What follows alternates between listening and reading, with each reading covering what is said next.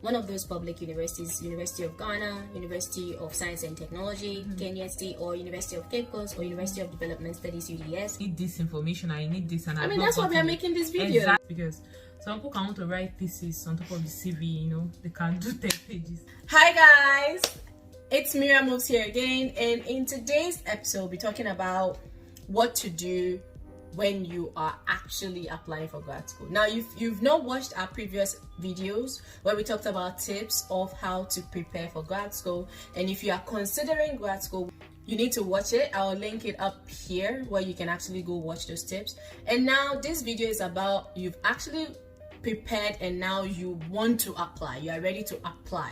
What do you do? If you want to listen to this kind of content, feel free to stick around and kindly like and subscribe to this channel and keep watching. So guys, welcome back, and today's video we're talking about what to do or the actual steps to take to actually start your application to grad school. I have Nanya here. Do you want to introduce yourself? Again? Yeah. Okay, hi guys. My name is Neye Ife Birinachi. Sorry, I always have to do that because it's very long.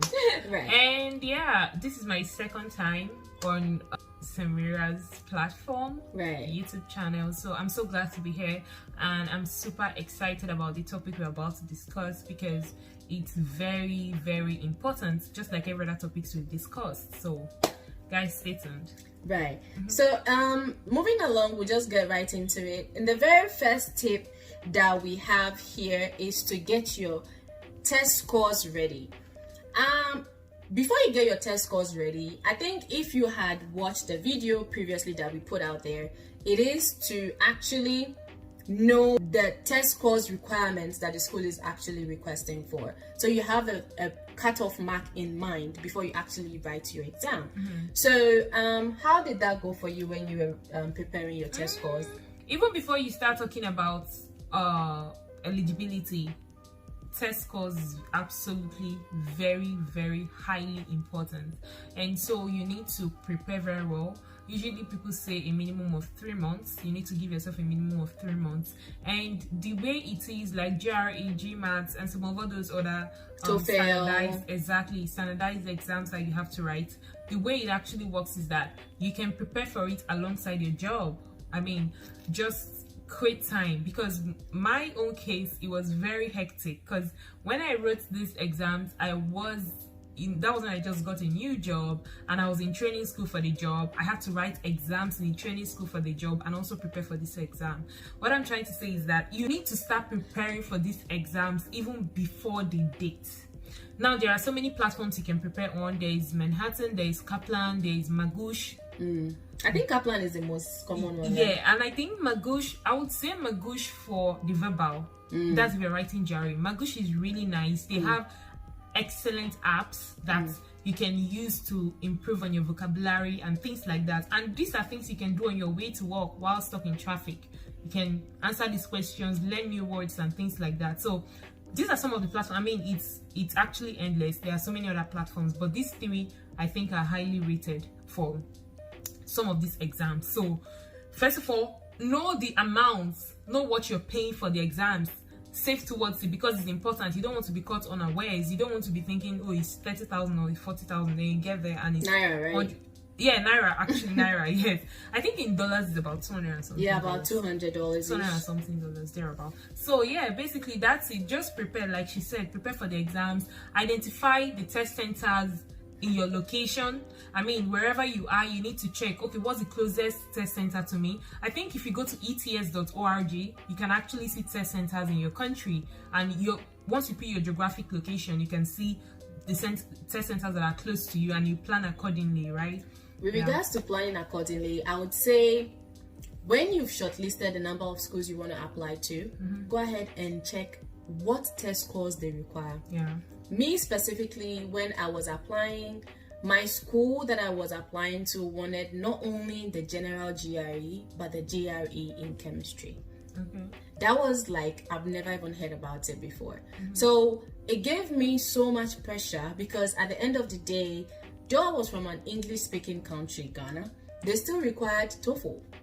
And I wrote and wrote and wrote to all of the people involved, all the stakeholders involved, to make them understand that, hey, I am from an English-speaking country. I am getting an undergrad degree from an English-speaking institution. They teach us in English. I can speak English. I'm talking to you right now. Why do I need TOEFL? By the end of the day, the requirements are the requirements. Yeah. You need to let them know. I mean, push your luck. If you need to have some of these requirements waived for you, then they'll go ahead and be like, okay, well, since you are from an English-speaking country, we are waiving the TOEFL for you. Yeah. And that's very important because mine was waived for me. I think the most important thing, like she said, is talk, speak up. So I applied to New York University when I was applying, and then when it was time for me to send in standardized test for English proficiency, I wrote to them and I said, see, this is my transcript, it's in English, my school is an English-speaking school, it's an English-speaking country. And then I had to kind of express myself in ways that, so I think they sent me a link to do one small English test, and I did that, and that was it. So schools have that option. So I mean, just reach out to your admission officers. It's going to save you money too, because if you don't speak up and you go ahead and take all these tests and you pay all this money and you realize that you could have saved the TOEFL stress and payment and all of those fees by just speaking up and letting them know that you are from an English-speaking country. So you need to get all of this ready. Your test scores, know what test scores your school are requiring, and know which of these test scores can actually be waived for you. The second tip that we are giving right now is to have your transcripts ready. Now we have two types of transcripts, right? The unofficial, the official. How did you get yours ready? So first, I think the unofficial is like the one you can submit as a student. That's like the student's copy. Right. Then the official is the one that gets shipped from your school in your home country or your undergrad school to your graduate school that you're applying to. That's the official. So for the unofficial, I would say when you graduate from school, so I would speak to Nigeria now because I don't know how it works in other African countries, but Nigeria, you need to be conscious about it. Like, don't leave it to chance. Once you graduate from school, once you know that your transcript is ready, just go to school, pay the necessary fees that you need to pay so that they can, make it ready. And then how I got to have my unofficial was because there was an application I did back in Nigeria, and it was sent to them, it was emailed to them. So in emailing it to them, I now got a hold of my unofficial transcript because I don't think it's something they usually do. I don't think they share with students. Ghana, I would want to speak from the Ghanaian perspective. If you attend one of those public universities, University of Ghana, University of Science and Technology, Kenya State, or University of Cape Coast, or University of Development Studies, UDS, you should have your portal. So your student portal should literally give you a fair idea where your academic standing is. You can clearly see your CGPA, you can see what courses you are failing, and all of those things. I can't speak to the private schools, but for the public ones, you have your portal, and those are printable. So you can go ahead, if you are using Mozilla Fox, you can go ahead and print the page and have it merged as one single PDF, and that's going to be your unofficial. Is it going to be signed though? No, it's not going to be signed. And the schools don't require it to be signed? For ours, our school doesn't require it to be signed. You know why? Because the crest of the school is on there. Okay. So the crest of the school is on there. There's usually a watermark that says it's an unofficial copy. Okay. So as soon as you print it, the watermark comes on there. So you kind of like have the watermark saying this is an unofficial copy. So I printed mine so many times, and you can print as much as you can, I believe, and that would also help you know what your current GPA is. I think the next step is actually to work towards your GPA if you haven't graduated. I think other schools, it actually depends on the school, but for Uniben, like I said, I think you need to actually go to the school when you graduate, like actually apply for the transcripts. And for ours you have to actually apply for the final when you're actually done with all your courses. But then I'm referring to people who are yet to complete and are applying for grad school. I understand that now. You should have a form of unofficial results that you can get from your portal.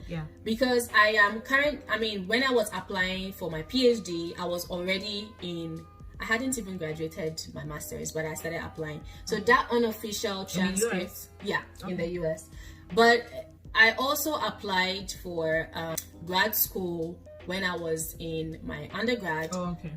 Before I graduated. So it's like at the end of the day, you need to send out this. It's a different story. I think that's a story for another day, because I applied, got in, and I deferred because I was trying to work before actually going to the school. So at the end of the day, you need to be able to, like we said, make these resources at your fingertips and go ahead and check upon these resources as often as you can, so you know what you have at your tips instead of going and spending much money and just because you were not aware of what to do. Third tip is actually make sure you have spoken to your potential recommenders. Yeah. How good is it to establish a good rapport with your faculty when you are still in school? Very, very important. You hear me use the word important like many times. That's because nothing is less important. Everything counts. Everything counts. It's all part of the big picture. It's just like when you're trying to build a house, the foundation, everything you do counts. The little things that you add, the bricks that you add is what eventually makes up the building. So everything is important. And I won't say it was easy for me, but I think it was relatively easy for me to connect to my professors when I needed recommendation, because they knew me while I was in school. I didn't have to do all that formal introduction. As much as possible, try to be a good student, because that is going to work for you at the end of the day. And I'm not saying get close to all your professors, but let there be specific professors that probably mentored you when you were in school, and keep their contacts.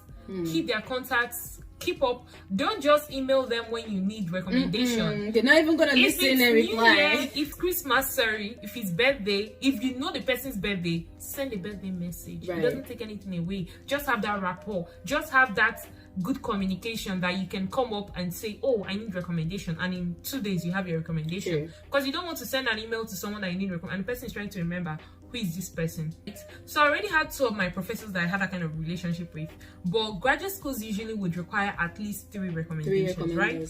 So when I had contacted the people I already had a rapport with, then I had to go on LinkedIn and then try to search for some other professors that, okay, they knew me when I was in school, but we probably had not been talking, but they know my name, right? So I searched for them on LinkedIn. This was, let's say, a month to when I would need the recommendation. And I think that's very short. The time is too close. So you can do that maybe 3 months or even 6 months before. Just reach out so that they will know what to expect, right? So I reached out to them like a month, and then I was able to talk to them, introduce myself, talk about the fact that I needed a recommendation and everything. And they responded. They gave me their details, their email address and everything. And that was it. And as much as possible, when you're asking for a recommendation, please give the person a brief background about you. Send your CV. Some people might not send your CV. So some people might not. I think some people might not be patient enough to extract the information from your CV. So if you yourself can do the job of even summarizing the exact things from your CV that you want them to talk about, do that. Because when you send CV, some people don't have that patience. Let me not even lie. You would get some professors. They are nice, but then they want you to write a recommendation and send it to them. Exactly. So they would edit what they want to edit. And then, because at the end of the day, they are busy. They are very busy. They like you, they mean well, but they are busy. And they don't really know your achievements like you do. So you want to give them all of your achievements and then send it to them, like she rightly said, for them to edit what they feel is necessary. Because at the end of the day, these schools require the professors themselves to send their recommendation. That's what shows the authenticity of your recommendation. So at the end of the day, that doesn't mean your professor is sending your recommendation in terms of like your words. They would edit what they feel is right and what they need to take out. I don't even know what my professors wrote, but I know that I was able to write a brief summary of, not well to the person that didn't really know me, but I had a professor that knew me. He knew the activities I was involved in school. He knew the clubs, organizations where I led. He knew everything. So he didn't need that information. But the other person, I had to give a brief summary, of who I am and everything to help him. Because if not, they're just going to write a general recommendation. And make mistakes with he and she. And it won't count.